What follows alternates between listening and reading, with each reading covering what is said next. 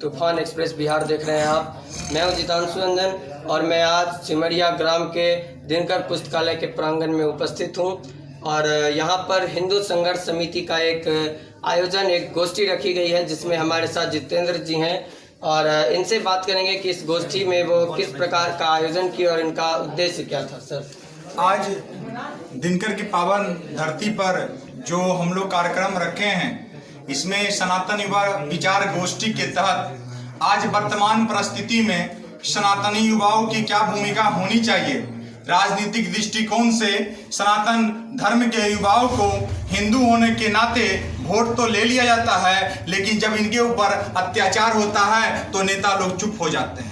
आज सनातन युवा के यह विचार गोष्ठी में यह विचार हर एक सनातन युवा से निकल कर आया है कि आज के बाद मैं किसी भी राजनीतिक दल का प्रत्यक्ष या अप्रत्यक्ष रूप से समर्थन नहीं करूंगा और आने वाला समय में हम लोग वैसे तमाम राजनीतिक दल को समाज में जाके जागरूकता फैलाने का काम करेंगे जो हिंदुओं के नाम पे वोट तो ले लेता है लेकिन हिंदुओं का विरोध करता है। हिंदुओं पर जब अत्याचार होती है तो मुस्लिम तुष्टीकरण के कारण चुप्पी साध देता है। एक ही तो पार्टी थी, एक ही तो राजनीतिक पार्टी थी जो कि भूले भटके हिंदू को याद करती थी और हिंदुओं के लिए संघर्ष करती थी। मैं बता देना चाहता हूं, मैं किसी भी पार्टी से तो हमें कोई एतराज नहीं है, लेकिन अभी वर्तमान समय में भाजपा के अंदर कुछ ऐसे चाटुकार आदमी की बोलबाला हो गई है जो कि अभी वर्तमान परिस्थिति में हिंदू पर अत्याचार जब होता है तो चुप हो जाते हैं। संसद के बहुत करीबी जो कि अपराधी अगर मारा जाता है तो अपराधी के घर पे जाकर छाती पीटते हैं और दादा को अपडेट करते हैं। दादा संसद से एसपी से बात करके कहते हैं कि इस पर अविलंब कार्रवाई किया जाए। मैं किसी भी अपराध का मैं घोर निंदा करता हूं, मर्डर किसी का भी हो, लेकिन मैं जानना चाहता हूं कि पिपरा दिवस का जो पासवान समाज का जो वहां पे युवा है उनके ऊपर जो हमला हुआ है, उसके घर पे संसद के जो चहेते हैं उनको जाने का समय नहीं मिला क्या?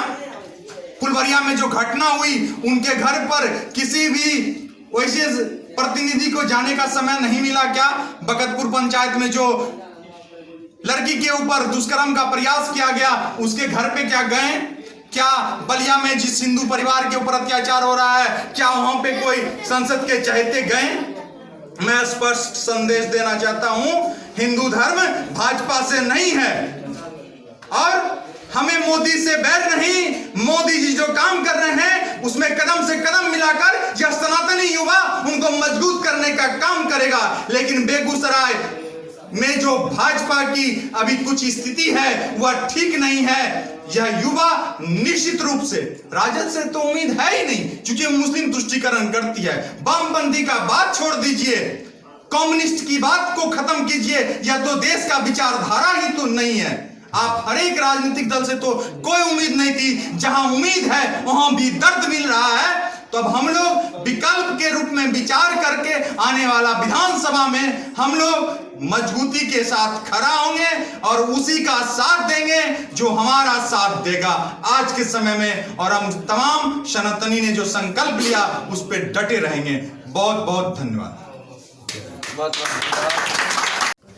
अब हमारे बीच मन्नू मृणाल जी हैं, इनसे जानेंगे कि ये यहाँ पर इस गोष्ठी में किस प्रकार ये अपने युवाओं को जागृत किया और क्या आगे का एजेंडा, ये किस प्रकार काम करना चाहिए।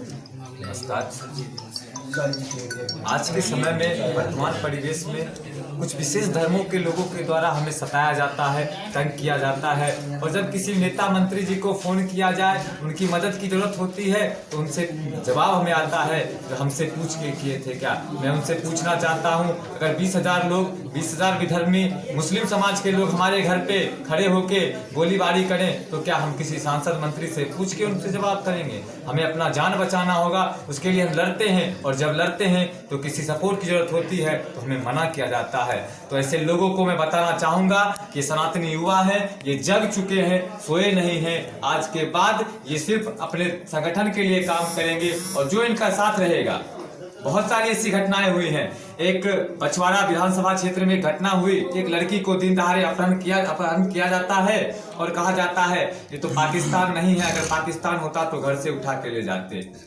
ऐसा बोलने वाले लोग और राजनीतिक संरक्षण उनको प्राप्त है, उन पे कोई मुकदमा नहीं हो पाता है। बहुत दर दर पे जाना पड़ता है, नेताओं के पास भटकना पड़ता है, तब भी कोई सॉल्यूशन नहीं निकलता है। जब आंदोलन का रास्ता अपनाया जाता है तब सॉल्यूशन। मैं पूछना चाहता हूं, जिसका तथा एक बहुत बड़े हिंदू हृदय सम्राट कहलाते हैं, यहाँ से कैबिनेट मिनिस्टर हैं, बेगूसराय से सांसद हैं और बहुत बड़े हिंदू हृदय सम्राट हैं, जब वो कुछ नहीं कर पाते हैं तो किस काम के आप हिंदू हृदय सम्राट और किस काम के हमारे सांसद प्रतिनिधि के द्वारा किसी के यहाँ जाया जाता है। कोई अच्छा काम, अगर किसी दलित की बेटी का अपहरण हो गया या किसी हिंदू समाज को प्रताड़ित किया गया हो तो वो नहीं आते हैं। अगर किसी अपराधी की हत्या हो जाती है, किसी को अगर कोई शिलान्यास का काम होता है तो उसमें वो सांसद प्रतिनिधि होते हैं। और जब किसी के हिंदू के हित का सवाल होता है तो वो चुप रहते हैं, मौन रहते हैं। उनके बस काम क्या है? चापलूसी करना। पूरा दिन बेगूसराय में जितने भी लोग हैं, जितने भी नेता हैं, सबका एक काम है बस चापलूसी करना। ऐसे नेताओं को मैं इस मंच से,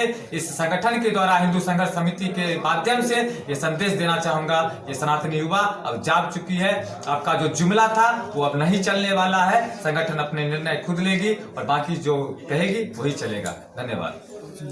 अब हमारे बीच हिंदू संघर्ष समिति के सदस्य युवा विष्णु जी मौजूद हैं। हम उनसे जानकारी लेंगे कि वह किस प्रकार से आज के इस बैठक में निर्णय से कितने सहमत हैं और इनका क्या अभी राय है इस मुद्दे पर। हम बहुत चिंतित हैं बेगूसराय में बढ़ते अत्याचार के कारण। आज विधर्मीय लोग के द्वारा बेगूसराय में पाकिस्तान का झंडा फहराया जा रहा, लेकिन हिंदू पर जब अत्याचार होता है वो थाने के पास जाते हैं तो उन्हें एफआईआर का बदला एफआईआर गिफ्ट मिलता है। हम बहुत चिंतित हैं, ये हमारा समाज किस दिन जागेगा, इस जगाने की प्रयास है। हिंदू हृदय सम्राट क्या सो गए? हमको कंचिप्पो जय श्री राम बोलने वाला आदमी नहीं चाहिए, नहीं हमको पसंद है। हमको जोर से जो बोलने वाला जय श्री राम चाहिए वो चाहिए। हमको यही कहना चाहते हैं। जय हिंद।